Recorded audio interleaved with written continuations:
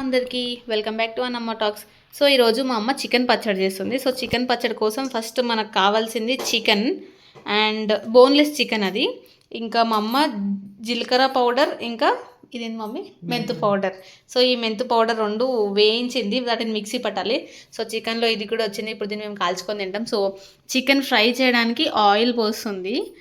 So ఈ chicken fry అవ్వాలి. First మేము ఉడకబెట్టాము, మా అమ్మ అయితే ఉడకబెట్టకుండా చికెన్ ఫ్రై చేస్తుంది డైరెక్ట్గా. ఎందుకంటే ఉడకబెడితే కొంచెం వాటర్గా ఉంటుంది, అంత మంచిగా అనిపించదు అని చెప్పేసి మేము ఎప్పుడైనా ఫ్రైతో చేస్తాం.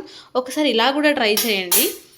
నెక్స్ట్ ప్రాసెస్ ఏంటంటే అయితే ఇప్పుడు ఈ చికెన్ని మా మమ్మీ ఆయిల్ కాగింది, ఆయిల్లో వేసేస్తుంది. దీన్ని డైరెక్ట్గా ఫ్రై చేసేసుకుంటుంది. నీళ్ళు మొత్తం గుంజేదాకా జల్లెగింటలో పెట్టింది.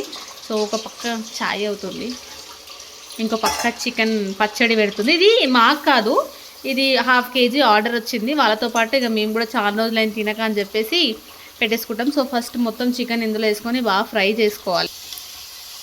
ఇప్పుడు ఈ చికెన్ ఇందులో వేసాక దీన్ని మొత్తం కలుపుకోవాలి మెల్లగా.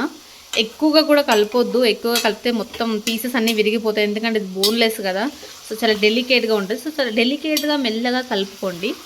కొంచెం సేపటికి చూడండి చికెన్ ఇలా ఉడుకుతానే ఉంది. సో ఒక 5 మినిట్స్ అవ్వగానే ఇలా బాగా ఉడికేస్తుంది. అసలు అది ఆయిల్ లాగా లేదు, వాటర్ లాగా ఉంది కదా.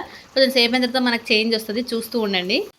అయితే కొంచెం సేపటి తర్వాత చూడంండి ఆయిల్ లాగా కనిపిస్తుంది కదా. ఇందాక ఆయిల్ లాగా కనిపించలేదు. మా అమ్మ చూడండి మల్టీ టాస్కింగ్ చేస్తుంది. ఇందాక చికెన్లో కాడ్జం వస్తూ పక్క కాలుస్తుంది, అలా మస్తు ఉంటుంది ఆ టేస్ట్.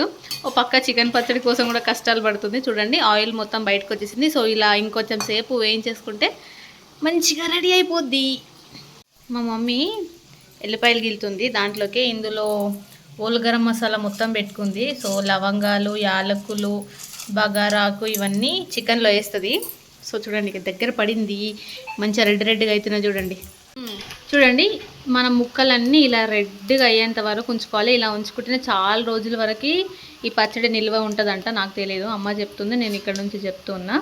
ఇవన్నీ తీసుకొని ఒక బేసన్ దానిలాగా వేసుకుంటుంది. మంచిగా రెడ్గా అయినాయి కదా. నాకైతే ఫుల్ ఆకలిస్తుంది, ఇంట్లో మొత్తం మంచి వాసన వస్తుంది. ఇవన్నీ తీసి గిన్నెలో వేసేసుకొని నెక్స్ట్ ఇక మేబీ కారం ఉప్పు కలుపుతామో చూడండి. ఇవన్నీ రెడ్గా అయినాయి. ఇది మొత్తం కిలో చికెన్, బోన్లెస్ చికెన్. ఈ కిలో చికెన్కి కిలో ఆయిల్ ఖచ్చితంగా పట్టుద్ది. ఇప్పుడు ఈ ఆయిల్ కాగింది, అవన్నీ తీసి పక్కకు పెట్టుకున్నాం కదా. సో ఇందులోనే మనం ఇప్పుడు ఈ నేను ఇందాక చూపించిన మసాలాస్ అన్నీ వేసుకున్నాము.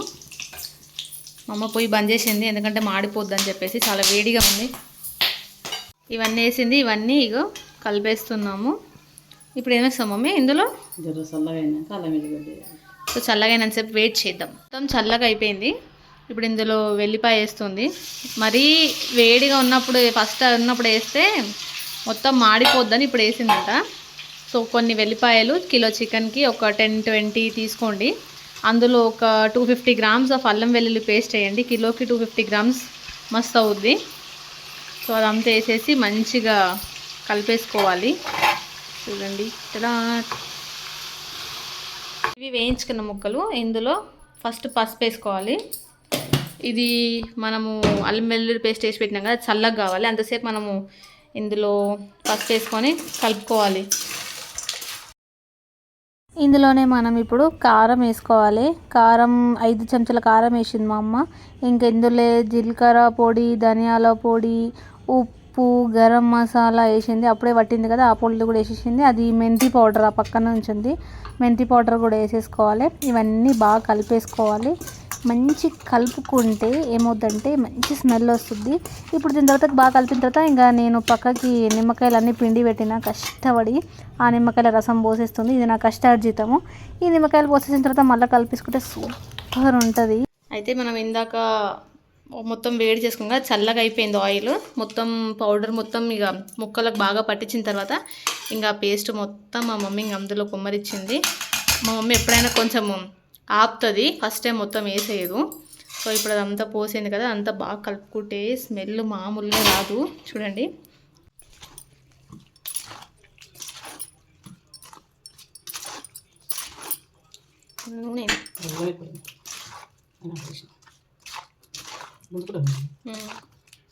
మొత్తానికి చికెన్ పచ్చడి మొత్తం ఒక గిన్నెలోకి వేసేసుకున్నాము. చికెన్ పచ్చడి మాత్రం చూడడానికి రెడ్గా ఎంత బాగుంది చూడండి. నేనైతే మా అమ్మ నన్నే టేస్ట్ అడుగుతుంది. సో నేనైతే ఏం చేస్తాను అంటే కొంచెం అన్నం వేసుకొని అది ఎలా ఉందో టేస్ట్ చెప్తాను. ముక్కలు మాత్రం మంచి టెండర్గా ఇలా అనగానే విరిగిపోతున్నాయి. మీరు కూడా ఖచ్చితంగా ట్రై చేయండి. అలాగే సబ్స్క్రైబ్ చేసుకోండి.